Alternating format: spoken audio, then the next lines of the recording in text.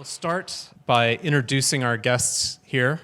I'm really excited to have them all here. And they've sat exactly in the order that I'm going to introduce them without any planning. What are the chances of that? So first up is R.C. Johnson.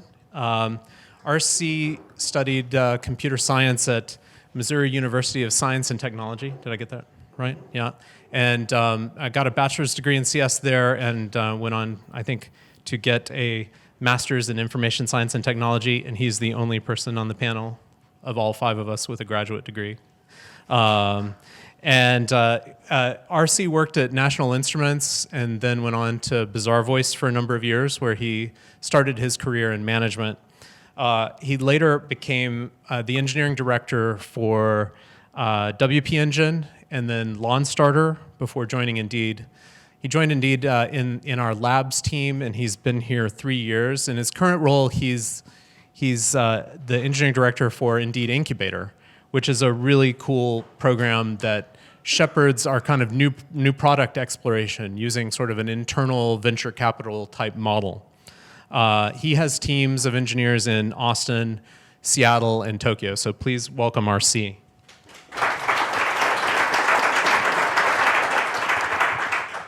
Next up is Jeff Davis, who is the director of site reliability engineering at Indeed. Jeff studied computer engineering at UT Austin and worked for many years as a software engineer. Before Indeed was the VP of engineering for Quarry Technologies. He's been at Indeed for 4 years. He spent the first couple of years leading a set of teams that work on the job search front end and some related products. And then we invited him to take on the challenge of starting a site reliability engineering practice for Indeed. And in the last couple of years, he's grown that group, doubled it in size, established some really great best practices for reliability, and developed some amazing leaders in that group. He has SREs all over the world in his group, in Dublin, Tokyo, Hyderabad, San Francisco, Seattle, Austin. So please welcome Jeff to the stage. I'm going in order of tenure from newest to most tenured at Indeed. Just by a few months. They're comparing notes, really? Is that true? So next up is Julie Scully, who studied computer science at Rice. She started her career as a software development engineer in test at Microsoft. Later went on to join Google, where she got shoved into management for the first time. She's been at Indeed, though, for 10 years, pretty much 10 years. And she started here working as an engineer on the job search back-end team and later went on to become a manager for that team. She spent some time, about a year in our Tokyo office. She's been an engineering director here for a couple of years. She's responsible for the product development for our small and medium-sized businesses, the employers in small and medium-sized businesses, or SMB. And her teams are in Austin, Seattle, Tokyo, and Singapore. Welcome, Julie.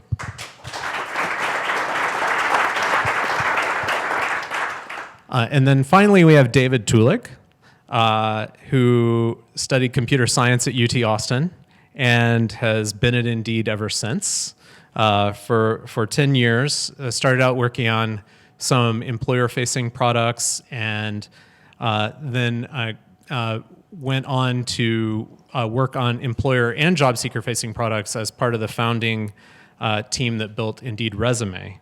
In 2015, we asked David to launch our Indeed University program, which is our way of onboarding new college grads into Indeed. So David defined and led that program in its first year in 2015. It's run every successive year since then. For 4 years, it's graduated 227 new grads have come through it. And even better, it's created opportunities for about 50 people to try out leadership as a lead for the summer. It's a 3-month program. And that's been really powerful for us. David is the engineering director now for job seeker profiles and applications, meaning your resume on Indeed and how you apply to jobs using our Indeed Apply features. He's got teams in Austin, Seattle, Tokyo, Hyderabad, and San Francisco. Please welcome David. All right, I'm going to get into it with some topics and questions for these folks. I'm really happy to have them here. Thank you so much, panelists. Before I do that, though, I want to get a quick show of hands from the audience. Like, who here in the room is in an official leadership role of some kind, frontline manager all the way up through executive? How many? Okay, it looks like half or maybe a little more than half of the room. Who here is in what they would consider an unofficial leadership role? All right, that was maybe a third of the room. Great. Who here would like to do those things but isn't yet? All right, nice, and maybe another third. So keep that in mind, panelists. We're talking to people at all phases, all steps along the leadership journey. And so what we'll start out by talking about, I'm going to ask everyone to talk about how they kind of got onto this path. What inspired you to move into leadership, move into management for the first time? And we'll start with David as the most tenured panelist. Yeah, so my path was pretty straightforward when it comes to an engineer moving into kind of leadership and management. I started off as a front-end developer working on our employer products, and then was given the opportunity to start a brand new set of products for resume. So job seekers creating the resume and then resume search. And I think what I started to learn there was I really liked the business side in addition to the engineering. So I worked a lot with our product management team to come up with, okay, what should we launch? How should we do that? We also were growing the team, and I really enjoyed onboarding new hires, working with interns. And I started doing a lot of mentorship and coaching at that point. And I think that's about kind of what got me started on this. And from there, Jack, Doug, and others at Indeed kind of recognized that I really liked doing this and provided a lot of opportunities that kind of snowballed into the role I'm in today. Thanks, David. Julie, you want to share kind of how you got onto this path? Sure. So I think, is this working? I think it's somewhat similar to David. I had been a manager at Google for a short period of time before I left there, and I didn't really love it. I felt like it was basically still doing the technical leadership, which I really liked, but then it was also doing a lot of administrative stuff that I didn't like as much, and also at that time and the team that I was on was not necessarily particularly valued. It wasn't something that was reinforced or really trained to do especially well. It was just kind of a thing that you needed to do, but the main focus was still on that technical leadership and technical delivery. So when I came to Indeed, I wasn't that interested in being a manager. So early on, I had a couple of opportunities, and I said no for two reasons. One, I didn't think I wanted to do it. And second, I had started my career in QA. I had transitioned into complete SWE, not software engineering test. And so I still felt like I had a lot to learn before I could realistically lead others or manage other people. So what kind of changed that for me at Indeed, two things: as I had delivered more projects, I gained more confidence that I could do that work and could effectively support and grow other people in that same way. The other thing that actually made a big difference for me, one of my colleagues who had been here for a long time and was very technical along with me had asked me actually to do it and thought I would do a good job at it. And he had been very hands-on, very technical as well. And so one of my biggest concerns was, well, why would you do this? Why would I switch from doing what I'm doing today? And so because this person who I respected and knew was very technical, he was able to explain to me how you can still absolutely be helping solve technical problems, how you can solve many more technical problems by working through a team and supporting other people to solve technical problems than you could on your own, how you get to work at a larger scale and you get to solve bigger problems. He convinced me of all the upside of working through others and working across a larger scope of people on bigger problems than you could ever solve individually. So that kind of convinced me to, partially his confidence that I would be good at it, and then secondly, the discussion about what it actually made up and how you could stay technical and how you could still be involved in technical decisions made me want to try it at Indeed. And has his pitch for all the things that were going to be great about it held true for you? Sure. I mean, for the most part, I think that is definitely true. Certainly when you're managing one individual team, you're very hands-on. You're still deeply involved in the technical stuff. As with probably a lot of people, the first team I managed was also the team I had been the technical leader of for some time. So it really didn't change that much in the beginning. I think as my scope has changed and as the teams I'm working with has changed, it remains true, but in ways that wouldn't have made sense to me at the time, to be honest. Your level of engagement changes over time. Right. And you mentioned that when you were in that first management role at a previous company, you didn't feel like it was particularly supported or appreciated. Was that experience different doing it here? Yes, and I mean, to be clear, my experience was that it wasn't necessarily super supported at the time. This was a while back, and things could have changed. I think it indeed, we strongly value that aspect of coaching and investing in people and doing it well. We put a lot of thought into how to help people understand how to grow, how to create those opportunities. So I think when I was first a manager, I'll be honest, I don't think I actually recognized the value in that. It was more kind of going through the motions of evaluations and learning how to do it. But as I got more experience, I got more understanding of the nuance and the art and the craft of actually coaching and growing another person, and learn to love that as much or more as delivering a technical solution. So I think indeed created that, as well as you grow into the role, you create it for yourself. All right. Thanks for sharing that. Jeff, what put you on the path to leadership?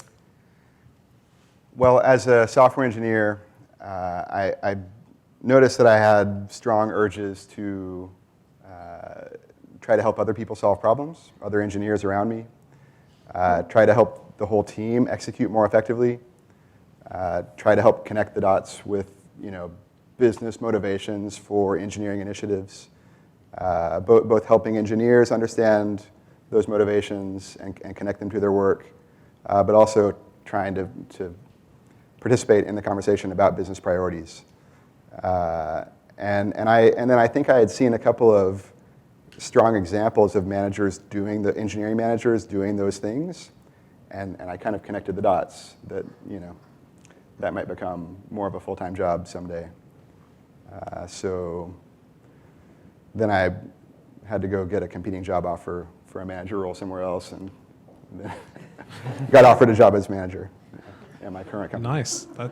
That's not a tactic that you'd shared before. That's a good one. That's a good one. Actually wasn't deliberate, but it worked. I see. RC, what about you? So for me, I had started my career, as Jack mentioned, National Instruments, then moved to a startup after a few years, and after a couple of years developing there at the startup, had gotten into a senior role and was kind of figuring that out, and got the opportunity to kind of lead projects from the senior SWE role for a while, and then moved into a player coach role where I was kind of coaching the team and responsible for what the team delivered, but not necessarily HR responsible, not having to do reviews for a bit.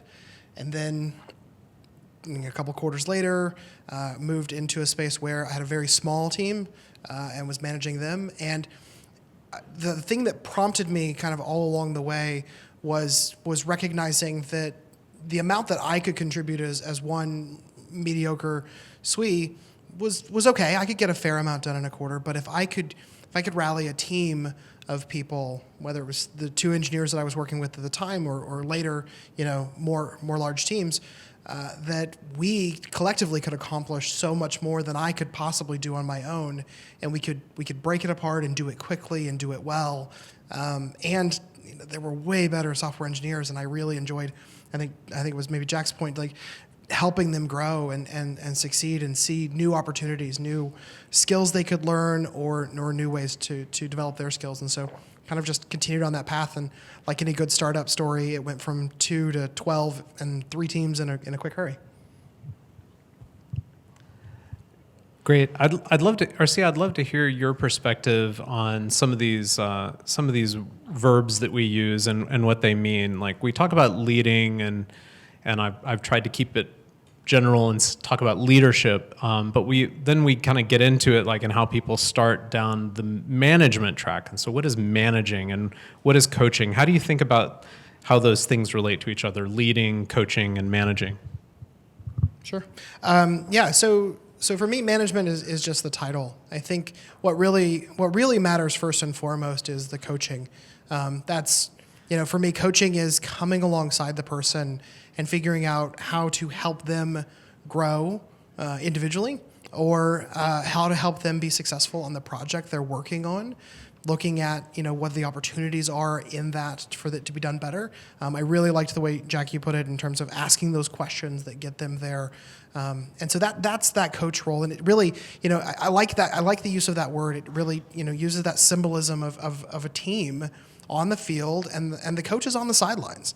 They're not the ones moving the ball down the field. They're not. They may be calling some of the plays, but once the play goes into action, the coach is silent. He can't get word into the team often, and so the team kind of has to react, and they have to go through the conditioning that maybe the coach has put them through. And there's so much great symbolism there.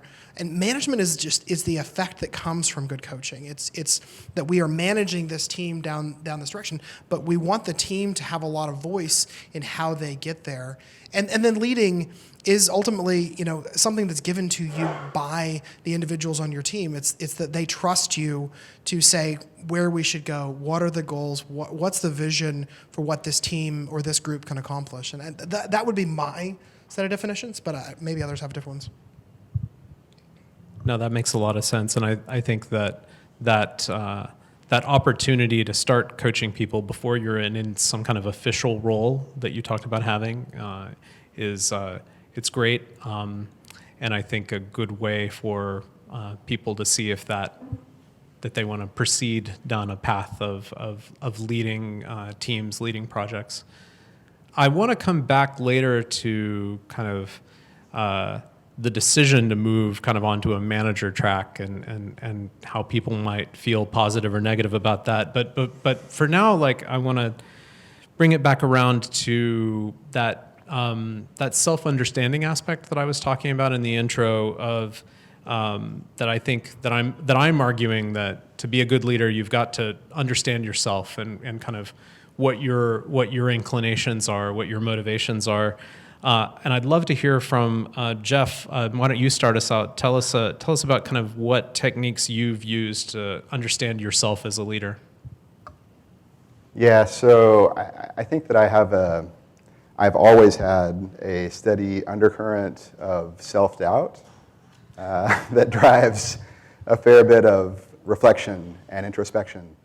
And those turn out to be really healthy when you're trying to grow through a bunch of different phases of a career path.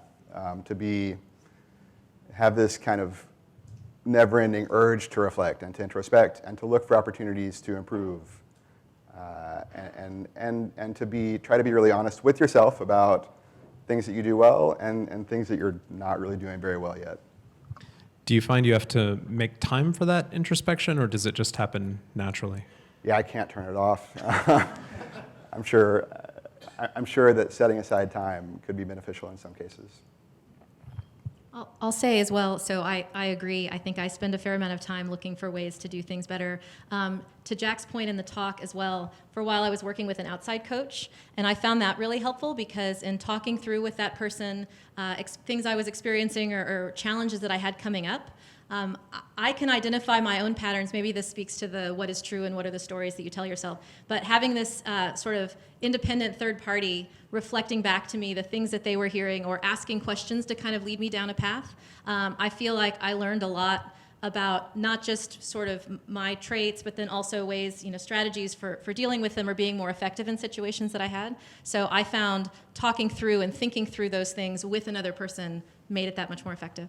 Yeah, it's really hard to be objective about yourself, right? And to do that questioning thing that you can do with other people, to turn that on yourself is super hard. So I think that's really powerful. And you don't know what you don't know, right? So I find I'll recognize some patterns, but then sometimes just like you might when someone else is talking, you can identify a pattern in them. You might not see it yourself. So that also, they draw out the patterns that you can't recognize yourself. RC, how have you kind of gone about this kind of introspection? Yeah, so I definitely suffered from the self-doubt as well, so just want to put that out there, name it. I'm not as good as reflection, and I've never used an outside coach, although I have been tempted to. The thing I have used is a number of different personality tests. I find that they are helpful in helping me to understand myself. So, for example, while at a startup a few years ago, all the management team took the Myers-Briggs test and was given that by a very qualified leader who then walked us through those results to help understand what those letters meant, and also like where on the continuum for each of those we sat. So I tend towards introversion, but not that much. Not on the stronger side. I actually have some extroverted capabilities and characteristics, and so that was good for me to learn about myself. But it also was incredibly useful as a manager to understand those dimensions and to be able to begin to sense where my team or my peers even your manager is also useful. Just don't tell them necessarily.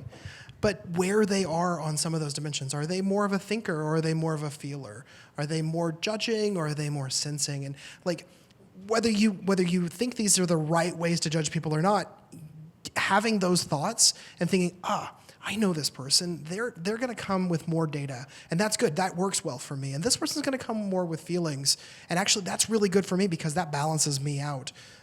It helps in reading your team and kind of filling in some of the blind spots that I have. I've used that to have team members that I go to when I'm like, I don't know how the team responded to that message, and I will go to that person to get some sense, not just from the team, but from them of how the room felt at that time. So that's been a useful tool for me.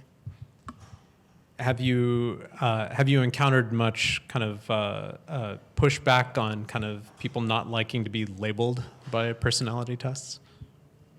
Yeah, I think you can get overly simplistic with them if you think, oh, well, he's an ISTJ and he's always going to respond in that way. There's people move, people change. I know that maybe Myers-Briggs claims that people don't change their Myers-Briggs that much. I don't actually put that much weight in it.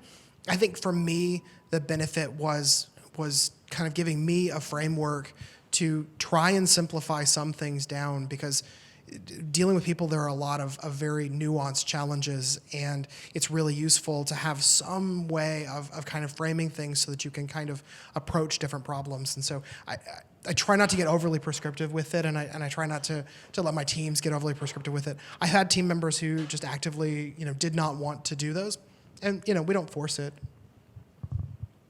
Yeah, I think that we use one called Insights, I think it's called, here at Indeed, and we have in the past, and I think that it is valuable as a tool for introspection and a tool for thinking about how you interact with other people. Less useful in terms of like the label, although some people put it in their email signature, which I find interesting. I'm always like, well, you really want me to know that about you.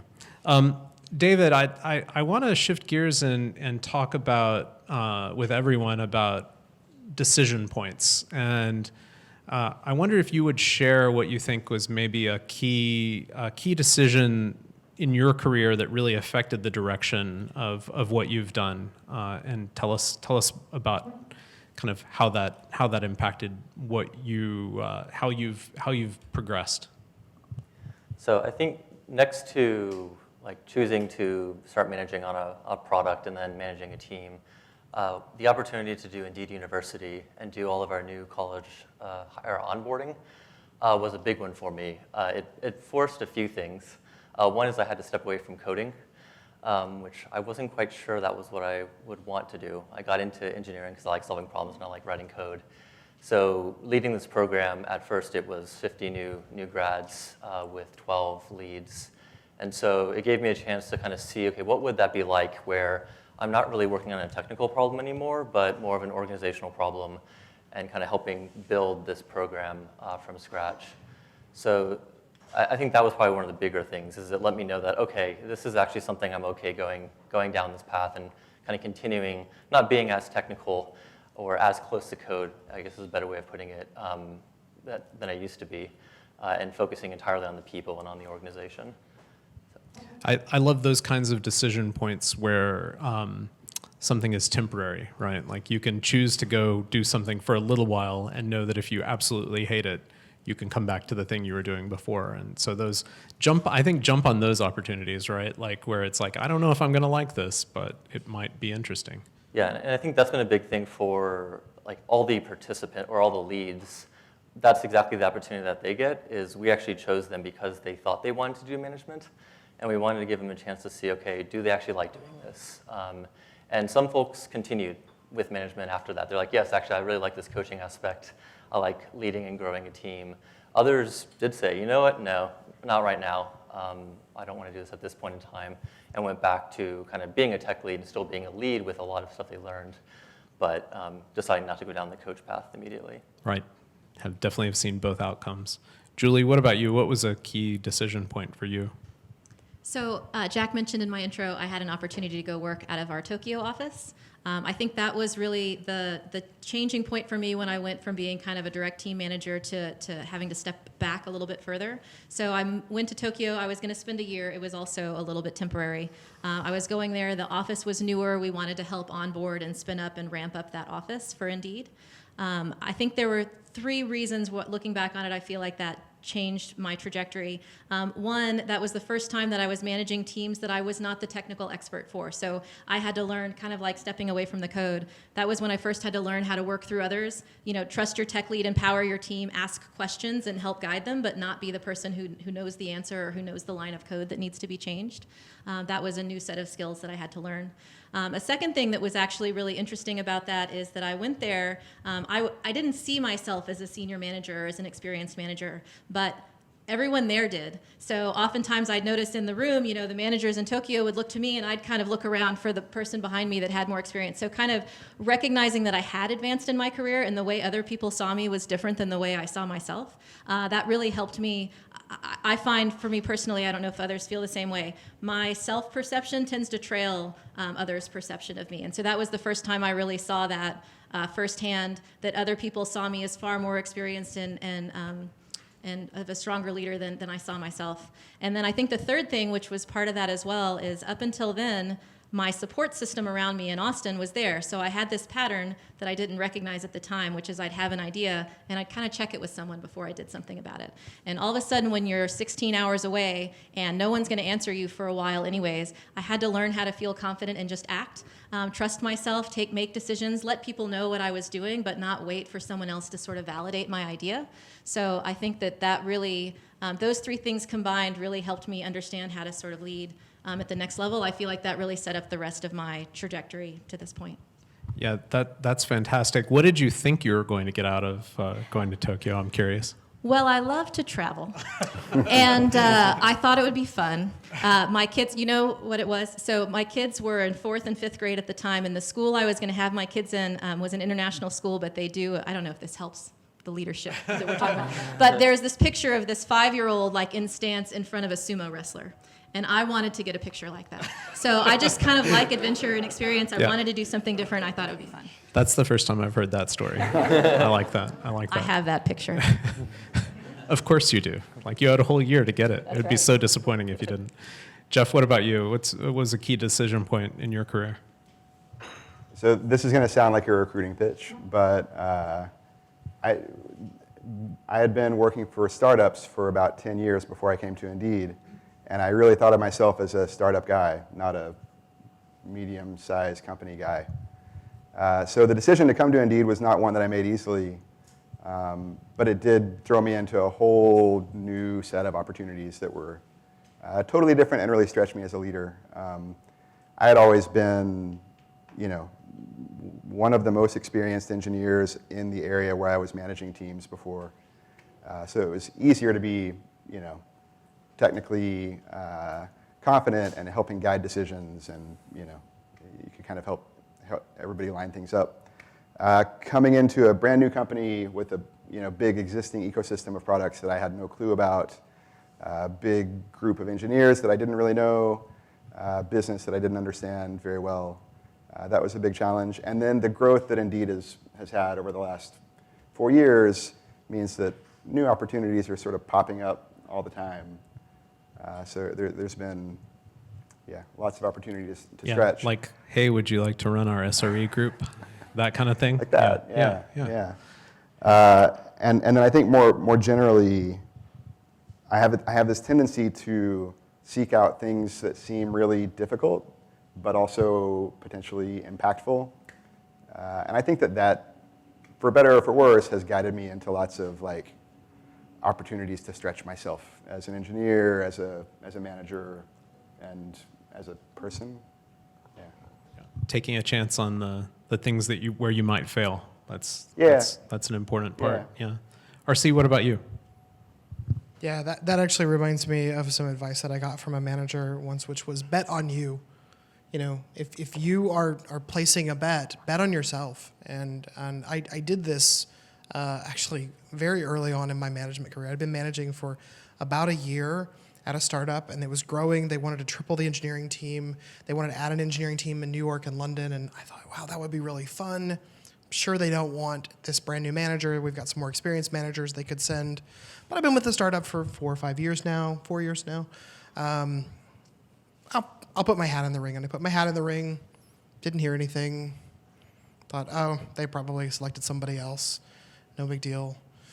And then my manager left, and I still hadn't heard anything. And I thought, well, that's weird that I didn't at least hear, no, you're not selected. So I went at one of my skip levels to my boss's boss. And I said, hey, I think the time's coming up soon for that program to get started in New York and London. Did you find the people that you wanted to go on that? I was interested. And he said, I didn't know you were interested. I said, oh, well, yeah, I am. And he said, you'd be perfect. Oh, I've only been here a year, or like managing for a year. Are you sure? He said, yeah, because you've been with the company longer. You understand more of the history of the company. And we want to take a product and we want to move it there. And you built that product. You were the tech lead and you still own that team. Why don't you consider going? And so I went home and talked to my wife, who was 6 months pregnant at the time. And she surprisingly said yes. So we went back and said, yeah, we'll do this. And so at 7 months pregnant,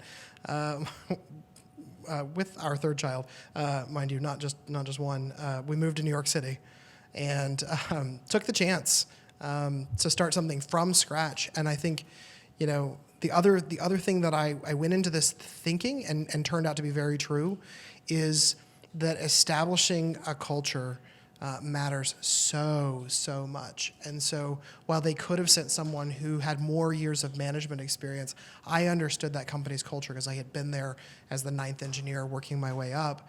And so I was able to establish that office to be one that was successful and rapidly grew a new product into a new space that kind of pushed the company in an additional direction beyond what it was doing. And then that then shaped me into somebody who came back to Austin and you know had success at a number of different startups here in town, and then ended up at Indeed. You know, now I have 12 startups, and it's that's kind of my game, and I really love it. So it's been fun. Awesome. So there's a bit of a theme in this panel of like, you know, take a jump into something different and challenging. Maybe move to New York or Tokyo, or in the process. Or David didn't tell this story, but he later went and spent 1.5 years in our Seattle office. So I think that if you want to take a risk on going to a new place, it might pay off. Jeff, were you signaling that you wanted to add something there, or just is your mic dying? No, I was trying to do sign language for "It Feels Hot Up Here." Oh yeah, it's super hot. So one of the things that I wanted to follow up on is David talked about that first time that he got away from the hands-on coding, and Julie talked about going to Tokyo, where she was, you know, she had to lead even though she wasn't the domain expert in the code of the teams that she was leading. And this is kind of a common theme as people progress as technical leaders, is you get further away from the actual hands-on work. And I wanted to hear from any viewpoints from you all about how you stay technical. How do you manage to stay hands-on, you know, even though you've kind of removed yourself from the daily delivery of code? Who wants to field that? Julie? I'll go. I think so. A few things. So one, I don't like to do code outside of work. So I know a lot of people talk about side projects or attending meetups and doing things like this. When I'm not working, I tend to like to be with my friends or my kids or garden or do other things. So I try to stay technical in my day-to-day work. I find that I still am involved in the projects that my teams are doing. I have an annoying habit of wanting to ask questions and genuinely understand what's going on, so I will ask questions until I understand. I don't do that on every project, but I try to pick some that are interesting. The thing that's amazing, I think, about working in tech is we're constantly getting new people in.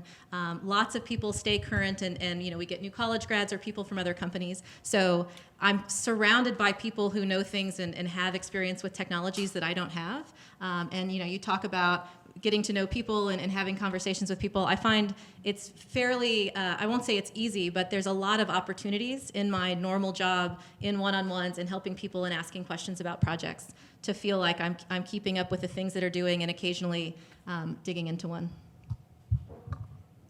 Great. RC or Jeff, you have anything you want to add on staying technical? Yeah, I think there are a lot of opportunities as a manager to help people in trying to help people solve problems, digging into areas that you're not familiar yet, but learning as you go, and kind of navigating to some kernel of a solution there. And then I do sometimes try to do side projects, although it's been a few years since I've had a real one going. To the extent that you can find time, that can be a way to actually write code. So I'll just be honest. I don't try and stay current. I don't think that's really realistic as a manager. I try and stay relevant, of course. My trick is carving out some amount of time.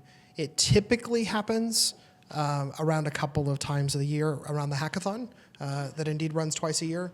The other one that I actually didn't mention when we were kind of thinking through these questions, often the holiday breaks are also another good chance for me to get something done, just because work is quiet, things are kind of calm, maybe traveling with the family, and I've got some nights, and grandmas and grandpas have got the kids, and so I've just got some time, but it doesn't happen as a side project kind of around the year. For me, the bulk of it is that hackathon, and the benefit for the hackathon is twofold. One, I encourage my teams, of course they're innovation teams, but even the other teams that I interact with, to really take advantage of that and use that. It's a great benefit that we have as an organization, and they should take advantage of it. And so by participating, making sure to carve the time out and participate, I'm trying to lead by example. I'm trying to show my team that I can make the time. You should make the time and do this. And then two, it is the other benefit is that it does work for me, that I can end up building some small tool that makes my job or someone else's job a little bit easier, and then kind of eke out a little bit of support on that for the next 6 months, and apologize a lot more than support, but that's my role. Yeah, I relate to that because I love our hackathons, and I often scratch the itch to write code during our hackathons too, and end up solving little problems that help a few people around the company, and then a few people has turned into 20 and 40, and suddenly I'm the only person supporting some tool that somehow we need, and that's a bad experience for everyone. When it's who knows about this thing, and somebody's oh, ask Jack, and they're like, ask what? Do what now? Yeah. So I still try to. Now I'm a little more scared to start the new things and getting better at handing off the old things. I want to sort of talk about two topics now. What are some things that you think are wisdom you try to impart to up and coming leaders? Things you wish you knew earlier in your career, maybe, or things that you think are just really important for people who are moving into leadership roles to think about. David, what comes to mind for you? I guess kind of based off our previous conversation, I do think there's actually a lot of value in staying technical and maybe holding off on jumping directly into management while kind of picking up that technical foundation and technical base. I've kind of seen through a couple different roles and teams that being able to still provide technical guidance, being able to bounce ideas, like having the team bounce ideas off me, especially when there isn't another tech lead available, is extremely valuable. And I think a lot of teams have given feedback that they've really appreciated, like having a technical manager that can kind of walk them through kind of the problems that they're seeing, even if I don't know the exact answers anymore. So that's one thing I try to tell folks if they're thinking about it is, you don't necessarily have to rush into it. Stay technical, like really dig in and get that base built before you jump into it and you start taking steps away, because it does get a lot harder. I try to stay current with design reviews. I love coding, so I code on the weekends, but it's tough to entirely keep up with everything that's going on nowadays. And that kind of, I think, resonates with like maybe getting into putting your foot into leadership in a player coach role, or taking like a small detour over to be like a lead in IU that you can come back from if you really don't want it, to do that kind of thing. Julie, what advice do you like to give to people who are embarking on this? I don't know if it's necessarily advice I regularly give, but something that in any role change or any transition you go through, I think one thing I try and encourage people to think about is don't try to add value immediately. Like, I think when you're an IC or you're writing code, you know what that looks like. You're writing tickets. There's very real artifacts of your work. As you move into more leadership, and then as you change roles within leadership, the artifacts are a lot more vague, right? You're working through other people, you're coaching through meetings, et cetera. And so I feel like it takes time to understand what it means to add value in those roles.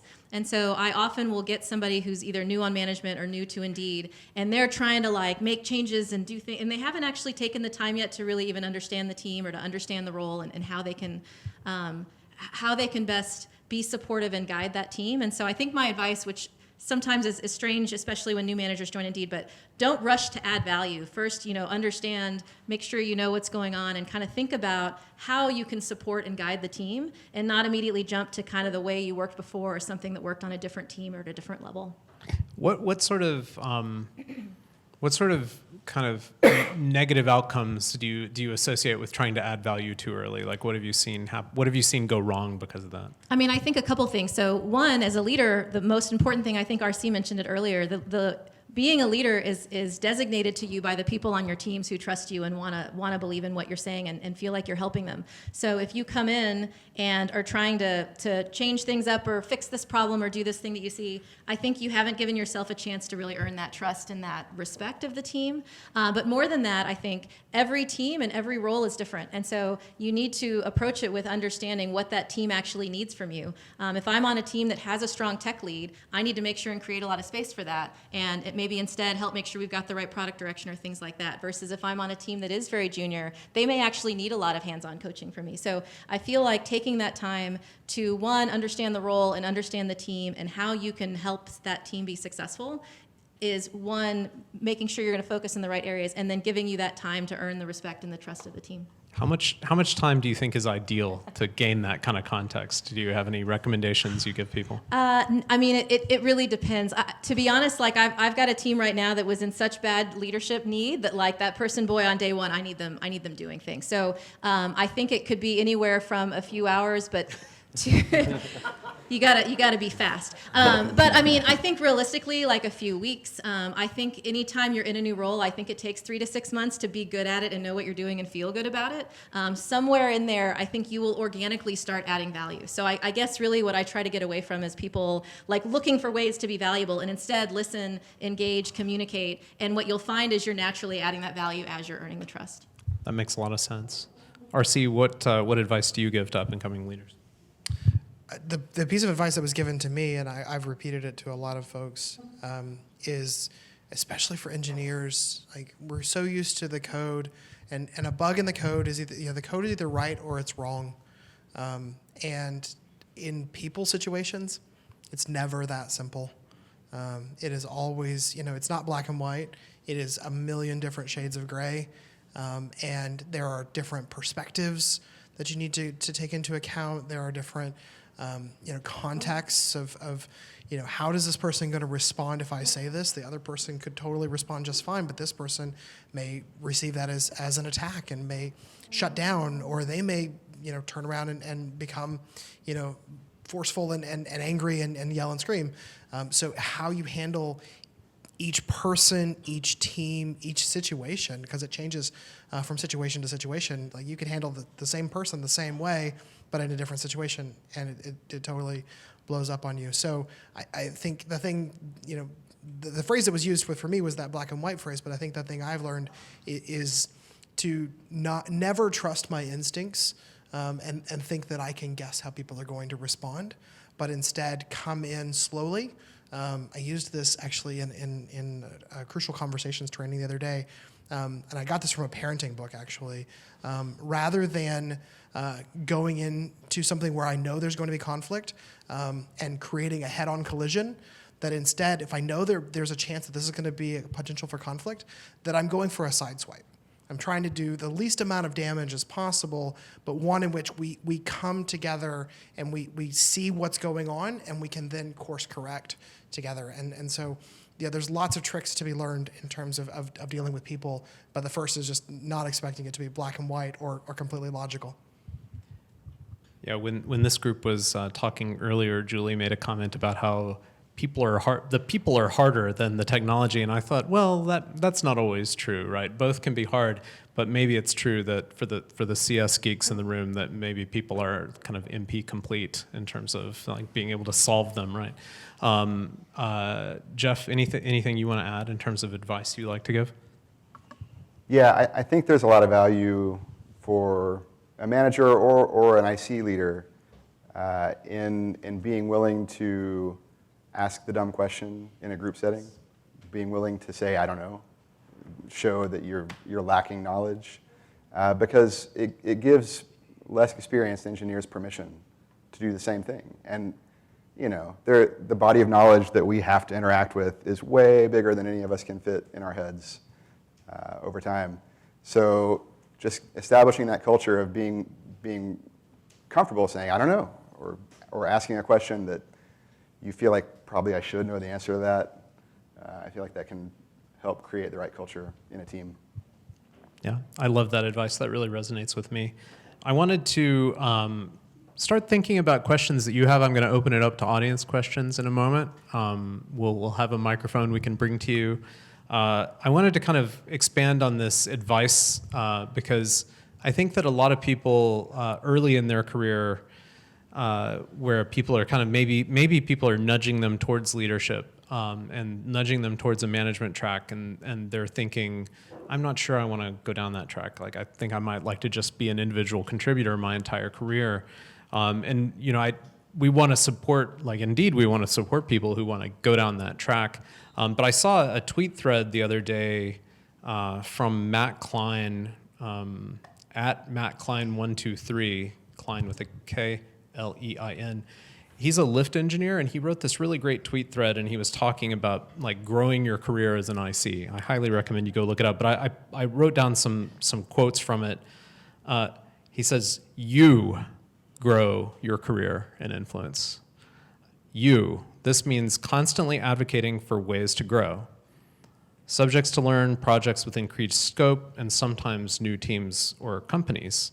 And he goes on to talk about how you can kind of go down a breadth path of going wide and having a lot of influence on the technical direction of the company, or you can do what he did and go deep and become an expert in your field in some kind of specialization. And I think that what really resonated with me was the kind of like nobody is going to do this for you in terms of growing your career, and that's true whether you're on the management track or the IC track, but you've really got to advocate for yourself. And I'm wondering kind of how does that, given that we would encourage people to advocate for themselves, like how else would we help people think about this choice of like, is this going to be the only way I have to grow my career? Can I do what Matt Klein says I can do? Or should I, what are the differences between doing that and trying to advocate for myself and being supported by you managers who know how to do the manager track clearly because you're on it? Any thoughts that anyone wants to share about that? So Jack told me last week that as you get more senior, like when you're more junior, others empower you, and when you're more senior, you empower yourself. I think that's true whether you're an IC or a manager. So I think that I've had ICs that want to stay ICs. The way I tend to look at it, it's kind of a continuum. So I have technical leaders who don't want to be people managers, but they love leading people. They love helping others. They love breaking down tickets and helping other people deliver. I've got people who really don't want to talk to others and want to keep, be heads down and just write code.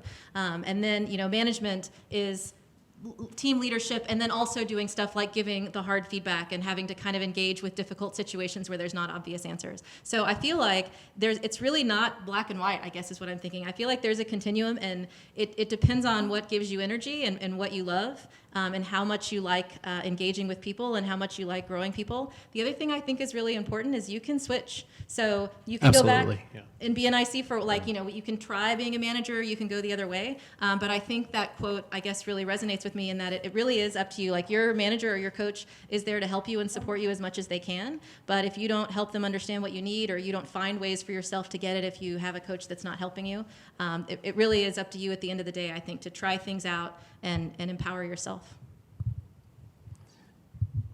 So I think I mentioned earlier, I'm a models guy, and the model that I recently actually was shared by Doug, our SVP of engineering, to me, is this model of your career path where you move from a dependent developer where you need the support of other engineers to make code moved into production, to an independent developer where you're able to affect change on your own, to leading where you are shaping the direction that product is going, and then vision, where you're actually deciding what direction it should go, and you probably are operating at some level across all of those simultaneously. And I think that's true whether you're a manager or not. Now, it depends on the size of the organization, whether or not they would let you be visionary as an individual contributor, and that's kind of each person's choice. But I think that's a really natural progression to think about, and think about where you are on that. And the other thing that I encourage engineers with is, and I love the point about being able to move back and forth, is that some of the best engineers I've ever managed were actually at one point in time a manager themselves. They came into the role, they tried it for some period of time, whether it was player coach or they had full management responsibilities, and they understand the role. They are much more empathetic of what the challenges are that I face.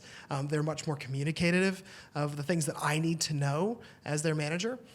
And so if you want to get better as an engineer, to be honest with you, take a stint if you get a chance and be a manager for a bit. Even if you're not sure you want to do it long term, try it, learn what it means, learn what you would do as a manager. If you don't stay there, it's okay. It will make you a better engineer. Yeah, this doing the zigzag, I think, back and forth is something that I'm hearing about more and more. It's in that meme is in the air of like, be a manager, then don't, then do it again, then go back and forth. And that kind of answers the earlier question a little bit of like, how do you stay technical? Like, how can you stay current? If you do that, it might make your career not look like, a progression upwards necessarily, but you do that enough and probably you'll get tapped for some pretty senior opportunities down the line. So we're gonna wrap up now. I know probably everybody's tired of sitting and would like to get up and stretch and maybe have another drink. As a closing, I want to ask everyone to share kind of a closing thought, maybe a quote or a piece of wisdom that they think they want to have put out into the world. And you can feel free to pass if you want to, but we'll just go down the line. Go ahead, David. I'm not sure I have a piece of wisdom. I guess, well, your talk earlier was about books, or now you don't read books. Well, I guess you did read books in the end. But I guess the book I read recently, actually Jeff recommended it about a year ago. It was The Manager's Path. And I think you referenced this in your talk as well. I found that really helpful. I thought among a lot of management books, this one in particular had a lot of concrete pieces of advice kind of along the way that was both kind of helpful for me at kind of the point I'm at to kind of see, okay, what should I be thinking about and what should I be expecting? But also, I was actually able to use it immediately when I had a tech lead come to me and ask me for advice on kind of how they get to the next level. So I don't know. I find it was a pretty good book for something I was able to take action on pretty quickly, both for myself and for my team. I tried to think of the quote that I've heard throughout my career that was the most valuable to me, and one that I think of a lot in my career was early on when I was first at Google. My manager, I'd gone to him with a problem, and we were on the precipice. This thing was either going to fail spectacularly or it was going to succeed. And his advice was, and I stole the spectacular, he said, if you're going to fail, fail spectacularly. So the idea was like reach for big things, right? Like you want to actually put yourself in a position where you're not sure if you're going to succeed. Because if you only do the things you're sure you're going to succeed, then you're not going to go anywhere very fast. That's how I took it, at least. And so I feel like there's been multiple times throughout my career where I jumped into something or I said yes to something that I had no idea if it was going to actually work. But the idea is like you want to fail on something that was worth having achieved in the first place. And so I think that really that can accelerate your growth or accelerate your confidence in trying new things. Nope. I have a quote that I like about leadership, and it's by Lao Tzu, a Chinese philosopher who lived a long time ago. And I don't have it memorized, so I'll just have to paraphrase for you. But he said something like, with a great leader, when the people accomplish something big, they don't even realize the leader was there. They say, we did it ourselves. And I think that speaks to autonomy and empowerment and that sort of supportive leadership versus directive. I like that one. So when we were thinking about this question, I'm not one on quotes because I'm bad at memorization.